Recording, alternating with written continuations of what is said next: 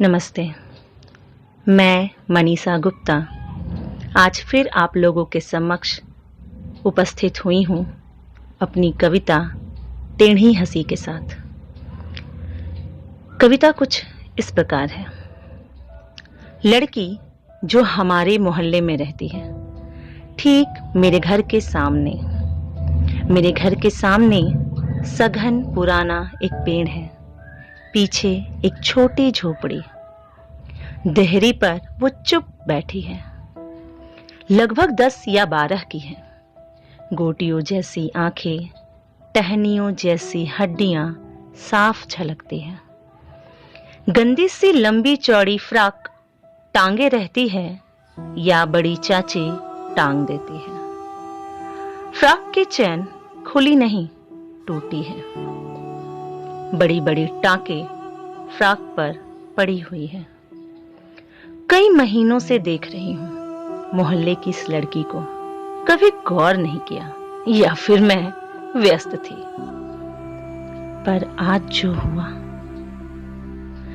पर आज जो हुआ मैं स्तब्ध रह गई। रात के करीब 12 बज रहे हैं। उसका बाप रिक्शा चलाकर आया तो है, पर होश में नहीं। माँ नहीं है। वो आसमान की ओर मुस्कुराते चांद को देख रही है, पर उसके सिर से पांव तक उदासी ही उदासी है। आधे घंटे हो गए वो यूं ही देहरी पर बैठी है। अचानक कोई आया, शायद उसका छोटा चाचा। उसने उसे गोद में बिठाया।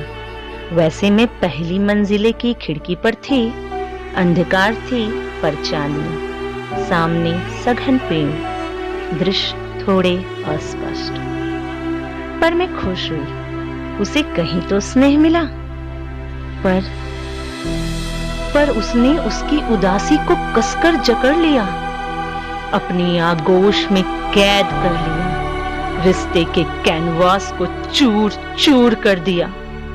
आज तक सिर्फ पढ़ा था, रक्त पढ़कर तेज दौड़ते थे, पर आज रक्त की रफ्तार मेरी धमनियों से मेरी आत्मा तक पहुंच गई। चूंकि बहुत रात थी, बाहर जाना संभव न था। मेरे अंदर उथल पुथल मची थी। मैंने पूरी रात सुबह का सिर्फ इंतजार किया, सिर्फ इंतजार। सुबह सबको बीते घटना से अवगत करवाया, पर सब खामोश।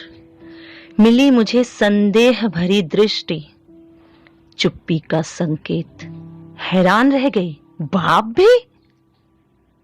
पर आज उस लड़की के चेहरे पर थी टेढ़ी हंसी।